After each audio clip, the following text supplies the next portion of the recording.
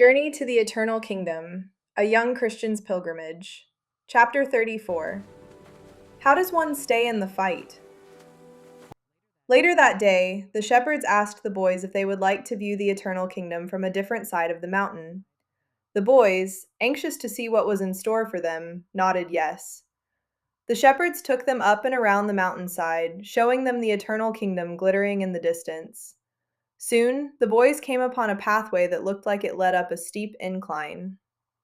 What is up there? That is a hill that we call the Hill of Fallacy. Oh, why is it called that? So the shepherds took them up the hill, and holding on to the two boys, told them to look over the other side. The boys felt dizzy, but because the shepherds anchored them, they leaned over the side and saw, to their horror, several men and women torn to pieces, having fallen over the side of the Hill of Fallacy. Why did they even venture up here in the first place?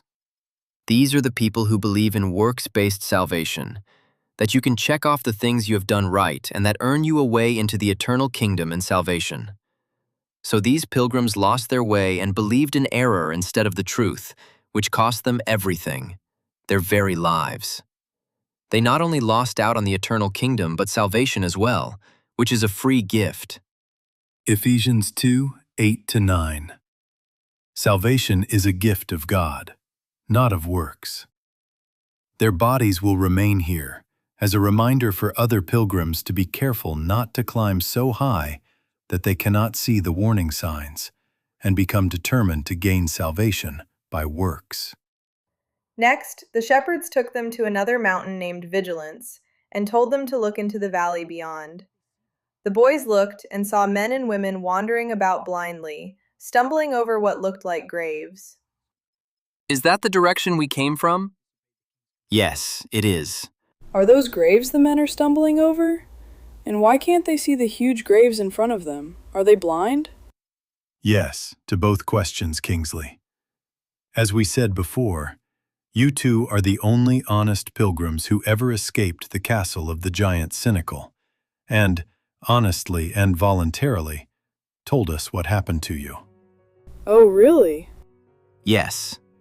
One reason is that those who escaped alive are too ashamed to tell that they disobeyed the king's strict command to stay on the straight and narrow path. The other reason is that the men and women you see are those who have not escaped the giant Cynical.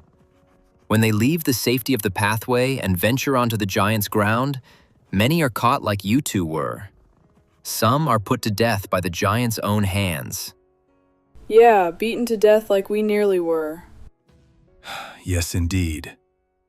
Others lose faith and take their own lives just to escape the misery. Kingsley and Hopeful looked at each other and swallowed but said nothing. While others The shepherd continued. are blinded by the giant and his wife and left to stumble about among the graves. Do you know Proverbs 21:16? Those who wander from the path of understanding or wisdom will end up in the assembly of the dead. That is their fate for not listening and following the instructions of the good king. Kingsley's and Hopeful's eyes were wet with tears. They were tears of gratitude when they saw how close they had come to losing everything. Next, the shepherds took them to a door on the side of a hill. Once the boys opened the door, smoke poured out and it smelled strongly of sulfur. Withdrawing their heads and coughing, the boys asked the shepherds what was in there beyond the smoke and smell. That there is the lake of fire that the king will one day use to destroy sin and all who cling to their idols or sinful ways. The king does not want to destroy anyone, but he will eventually destroy evil, along with the prince of this world and anyone who serves him. Those who do not want to give up their sinful ways will perish along with their sins. But before he does that, he is giving everyone a chance to know and learn about him. He draws us with love, showing that he first loved us and sent his Son to die for us while we were yet sinners. Romans 5:8. Once everyone is given a chance, the time will come for evil to meet its demise. Hopeful, because he was still learning, asked, Can you name someone in the Bible besides Satan who will be destroyed in the lake of fire? Oh, I can name a few. Cain, the first murderer, and Judas, who betrayed Jesus, then took his life. At one time, they were pilgrims like we were, correct? Yes, Kingsley. Look at Judas. He walked, talked, ate, slept, and lived with Jesus for 3.5 years. Yet he did not put away his own ideas enough to truly follow Jesus. He held on to his belief that Jesus was going to take the physical throne and make him an important part of history. Instead, he played a serious part in betraying the Lord and Savior of us all. Tears streamed down the boys' faces. They knew they had almost lost their lives and would have been among those who would eventually burn up and be gone forever in the lake of fire, if it had not been for God and the many people he had sent to save them along the way. The boys, not caring who saw them, fell on their knees and thanked the good king for loving them so much and for his faithfulness to their souls' salvation. Oh, the weight of 30 pieces of silver. Jesus the Messiah. God has revealed himself in his Son, the outshining of the Father's glory and the express image of his person. Christ, the light of the world, veiled the dazzling splendor of his divinity and came to live as a man among men, that we might not be consumed, but become acquainted with the Creator. Now, Judas, highly regarded by the disciples, had great influence over them, and he had a very high opinion of his own qualifications and regarded his brethren as greatly inferior to himself in judgment and ability. They did not see their opportunities, he taught, nor did they take advantage of it. It's a narrow path. The wind whips through the dry hills. Judas walks beside Jesus and the disciples. The air is calm, almost too calm. Judas glanced at Jesus' admiration, but admiration is mixed with something unsettling on his face. Peter and the disciples are laughing and talking. You should have seen their faces. Judas forces a smile. A self whispers in his ears, You don't belong here. Who's that? Judas stiffens, looks around, but no one notices anything. Stay and listen, the good angel said. Judas exhales, visibly shaken. Then he quickens his pace to stay near Jesus. He is conflicted. The sun had set, it's nighttime around the campfire. The group eats bread, and Jesus hands a piece of bread to Judas. Take it. Judas hesitates and then accepts the offer of the bread. You're troubled, Jesus stated as he looked into his eyes. Judas looked away and muttered, I'm fine. He sees right through you. He always has. Let him in. Judas tears the bread and eats it quickly. Conflict. At the marketplace, with the bustling noises, the sound of trade, the sight of all the wealth and display, Judas watches coins exchange hands. A rich man laughs loudly in confidence as the silver clinks against each other. Now this is power. This is real. His hands twitched.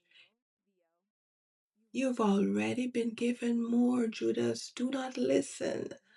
Judas turns away, but not before casting a lasting, lingering look at the coins. Jesus chooses a quiet rooms and he speaks to his disciples. It's a teaching moment, many of which he has. The kingdom does not come in spectacle, it comes quietly within. Judas is not impressed. He shifts impatiently. Quiet, weak, where's the throne, the victory? Listen carefully. Whoever should save his life will lose it, Jesus said, his voice softened. Judas looked directly at him. Something like recognition flickers. Lose everything? For what? The moment passes as Jesus looks down. He's unable to keep his gaze locked with Jesus. Judas leaves his companions and walks alone on a hillside in deep contemplation.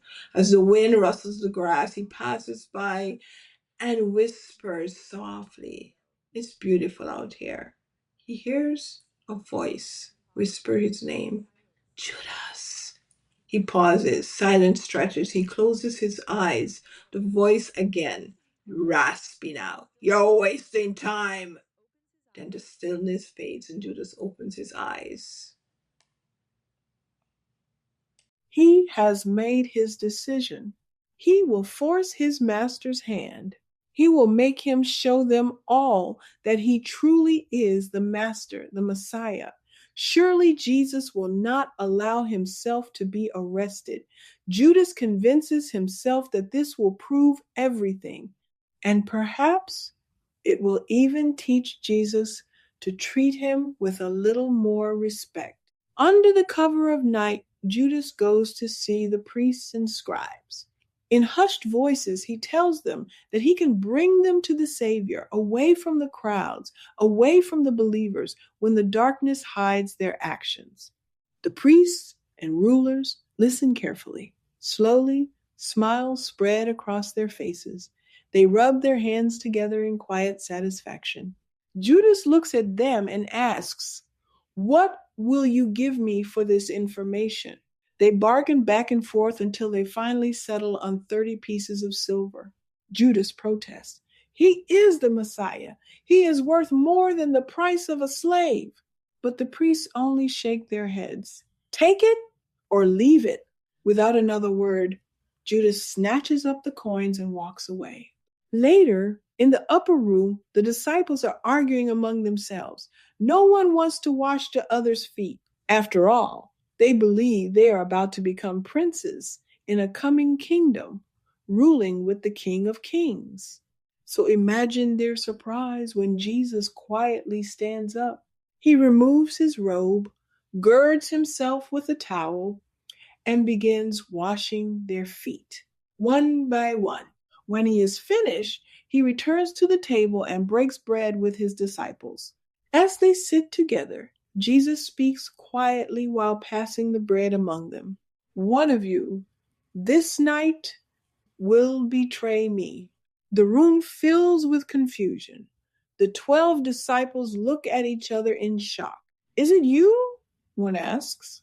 Then each one begins asking the same fearful question. Lord, is it me? All except Judas. He sits silent. Finally, John, filled with distress, cries out, Lord, who is it? Jesus answers calmly, He that dips his hand with me in the dish, the same shall betray me. At that very moment, Judas reaches into the dish. Now all eyes turn toward him.